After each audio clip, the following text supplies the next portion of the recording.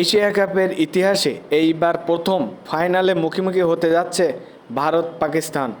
দুই চির প্রতিদ্বন্দ্বী দেশের ম্যাচ ঘিরে সমর্থকদের মাঝে তুমুল উত্তেজনা বিরাজ করছে।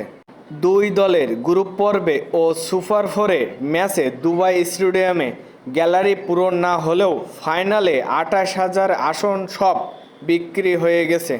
ফলে উত্তেজনা ভরপুর ম্যাচটিকে কেন্দ্র করে রয়েছে নিরাপত্তার শঙ্কাও।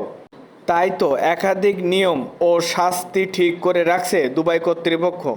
চলতি আসরে এই নিয়ে তিনবার মুখোমুখি হচ্ছে ভারত পাকিস্তান।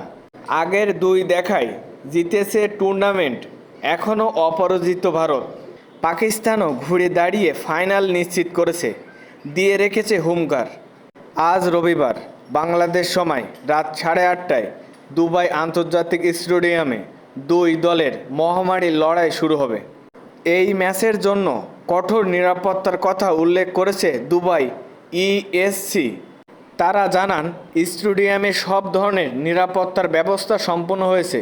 মোতায়েন রয়েছে দুবাই পুলিশের একাধিক ইউনিট, যাতে করে জনসমাগম নিয়ন্ত্রণ, আইনশৃঙ্খলা বজায় রাখা এবং যে কোনো নিরাপত্তায় লঙ্ঘনের ক্ষেত্রে দ্রুত ব্যবস্থা নেওয়া যায়।